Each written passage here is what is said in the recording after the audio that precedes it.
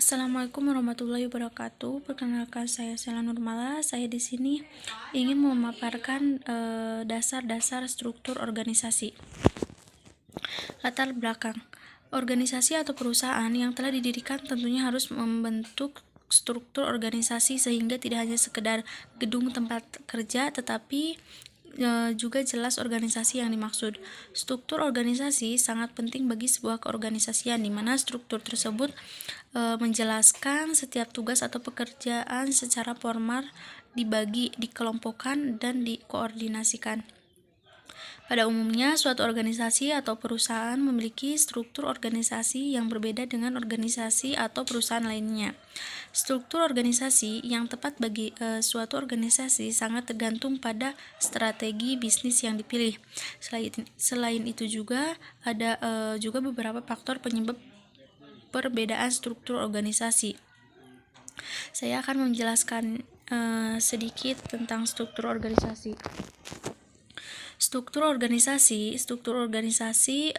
organisasional struktur menentukan bagaimana pekerjaan dibagi atau dikelompokkan dan dikoordinasikan secara formal. Ada 6 elemen kunci yang perlu diperhatikan oleh para manajer ketika mereka hendak mendesain struktur organisasi mereka. Keenam elemen tersebut adalah spesialisasi kerja, departementalisasi, rantai komando, rentang kendali. Pengertian organisasi. Dalam pengertian sederhana, organisasi sering diartikan sebagai kelompok orang yang bekerja sama dan ingin mencapai tujuan bersama.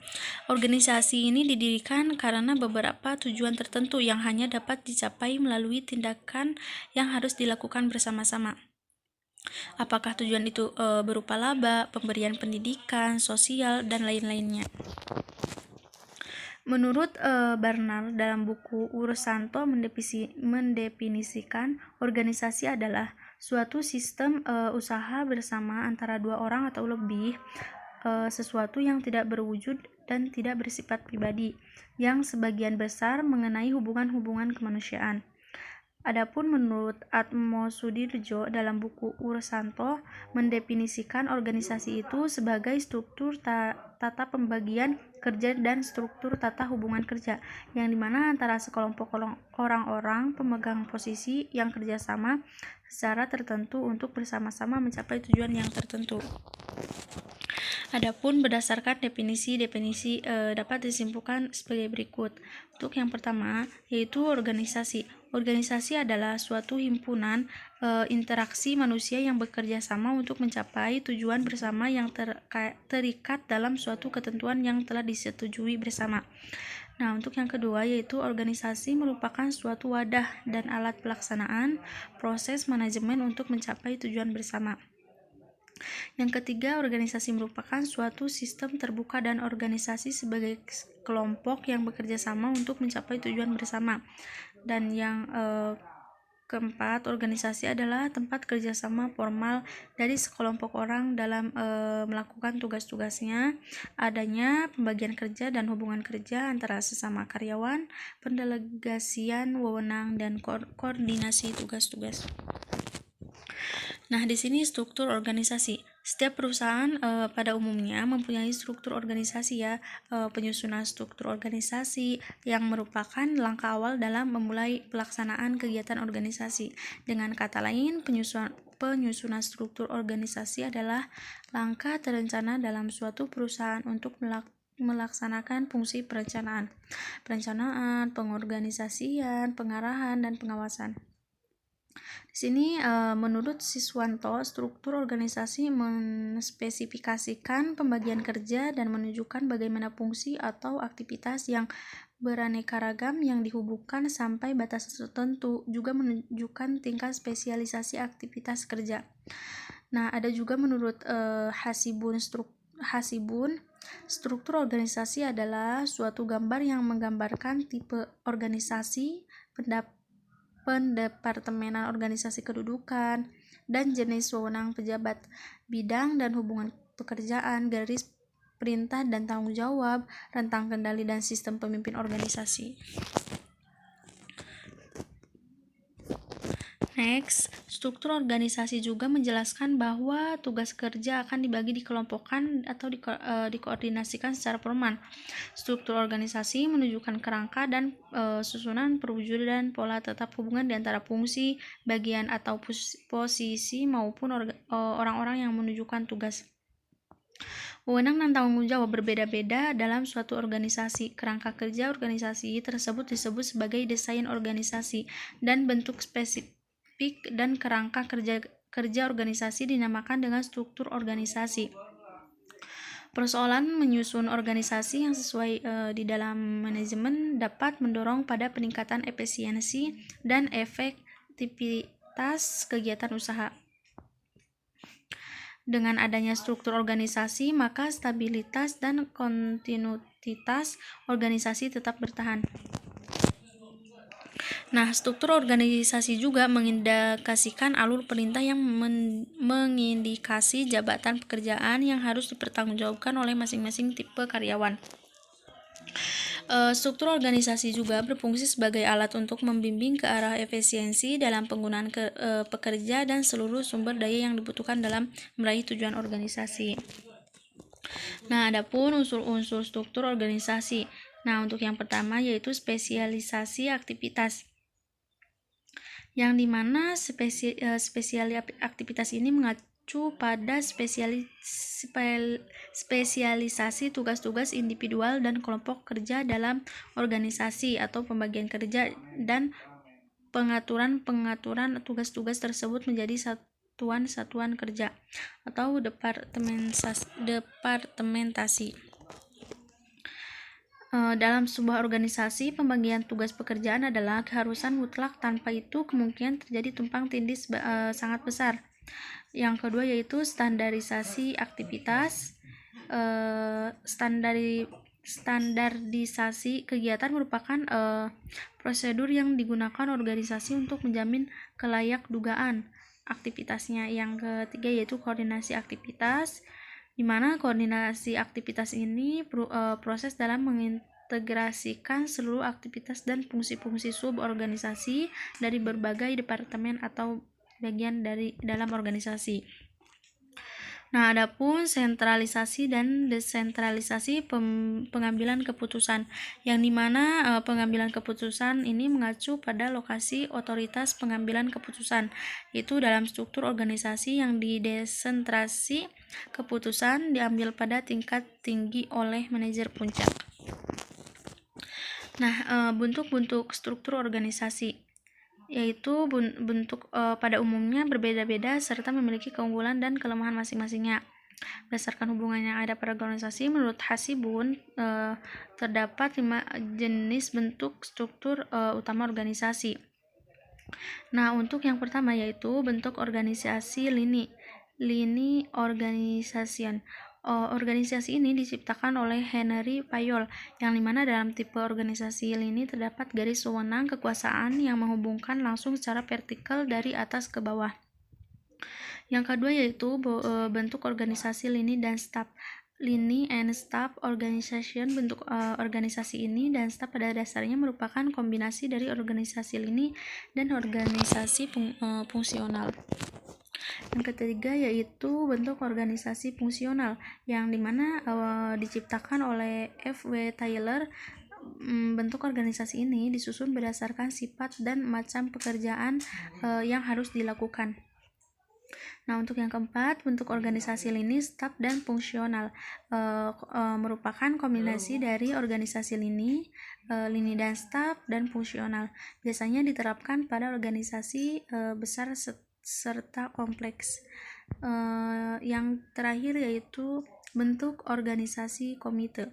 Nah, bentuk organisasi komite ini suatu organisasi yang masing-masing anggotanya mempunyai wewenang yang sama dan pimpinannya kolektif.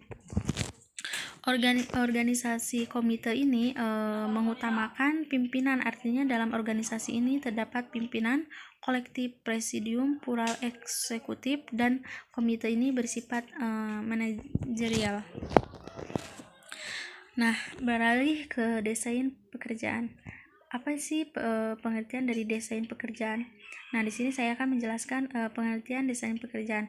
Nah, desain pekerjaan adalah fungsi penetapan kegiatan kerja seseorang atau sekelompok karyawan secara organisasional. Tujuannya yaitu untuk mengatur penugasan kerja supaya dapat memenuhi kebutuhan organisasi.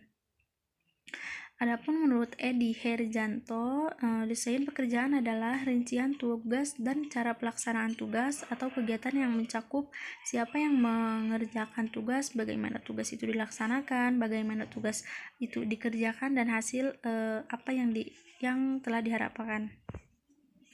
Desain pekerjaan perlu mendapatkan perhatian lebih karena 3 alasan utama, yaitu desain pekerjaan dapat mempengaruhi kinerja untuk pekerjaan, tentunya khusus untuk motivasi tenaga kerja yang dapat membuat perbedaan besar pada kinerjanya.